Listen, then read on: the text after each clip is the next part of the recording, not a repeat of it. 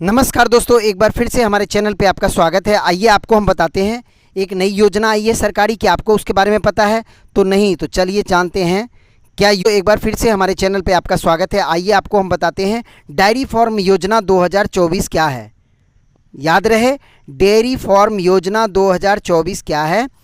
तो जो लोग गाँव में निवास करते हैं, खेती से जुड़े हुए हैं, किसान से जुड़े हुए हैं, पशुपालक विभाग से जुड़े हुए हैं, पशु को पालते हैं, गाय बकरी पालते हैं, भैंस पालते हैं, किसी भी तरह का गांव में रोज़गार करते हैं जिसमें पशुपालन खेती वगैरह का कोई काम करते हैं, उनके लिए सरकार एक योजना निकाली है जिसमें आपको 40 लाख रुपए तक लोन मिलेगा।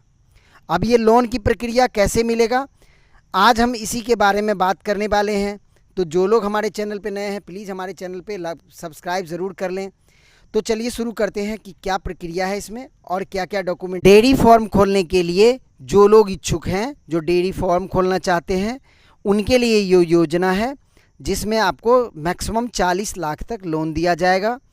और जो लोग जिस फैमिली से बिलोंग करते हैं, यानी कि हम कहें तो कास्ट से बिलोंग करते हैं, उनका अलग अलग क्राइटेरिया जो गवर्नमेंट ने निर्धारित किया है उसके अकॉर्डिंग उनको सब्सिडी मिलेगी।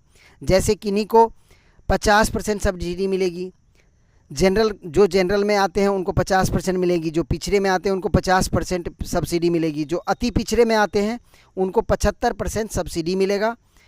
तो आज ही इस लोन की योजना के लिए आप आवेदन करें। आवेदन करने के लिए प्रक्रिया में आपको क्या क्या डॉक्यूमेंट की ज़रूरत होगी, अब मैं डॉक्यूमेंट के बारे में बात करता हूँ आपसे। डेयरी फार्म खोलने के लिए आपको देखिए, डेयरी फार्म खोलने के लिए आपको क्या पात्रता क्या चाहिए ये आप जान लें। सबसे पहले डेयरी फार्म लोन प्राप्त करने के लिए आपको निम्नलिखित पात्रता पूरी करनी होगी। तो ये पात्रता क्या है ये आप जान लीजिए।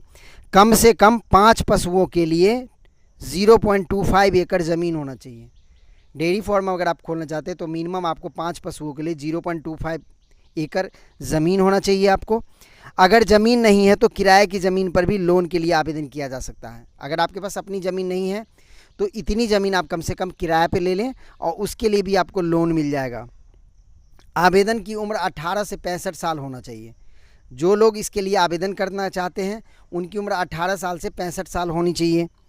सभी आवश्यक दस्तावेज होनी चाहिए। अब इसमें कुछ सरकार ने डॉक्यूमेंट निर्धारित किया है, वो सारे डॉक्यूमेंट आपको चाहिए। अब वो डॉक्यूमेंट क्या क्या है ये मैं आपको बता रहा हूँ। आधार कार्ड चाहिए आपको, जो आपका आधार कार्ड है, जो आपका पैन कार्ड है, पैन कार्ड चाहिए, वोटर आईडी कार्ड चाहिए, बिजली बिल चाहिए, राशन कार्ड चाहिए, राशन कार्ड भी चाहिए इसके लिए। आवेदन फॉर्म जो आपका नेट से डाउनलोड हो जाएगा, पिछले 6 महीने का नहीं 9 महीने का बैंक स्टेटमेंट चाहिए। बैंक स्टेटमेंट जनरली आपको बैंक से मिल जाएगा। अच्छा, डेयरी फार्म बिजनेस रिपोर्ट चाहिए। अगर आपने कोई डेयरी फार्म का आइडिया है तो आप उसके बारे में भी बताएं। पासपोर्ट साइज फ़ोटोग्राफ चाहिए और मोबाइल नंबर भी चाहिए आपको। डेयरी फार्म लोन के लिए आवेदन कैसे करें, अब इसके बारे में मैं आप अपने नज़दीकी जो बैंक है वो बैंक से पता करें कि कौन से बैंक इस फॉर्म के लिए लोन दे रही है। जैसे आपके नज़दीक में अगर 3-4 बैंक हैं, 1 बाय 1 आप हर एक बैंक में जाकर के आप कंफर्म करें क्या जो बैंक में आप विज़िट कर रहे हैं वो बैंक इसके रिगार्डिंग लोन दे रही है।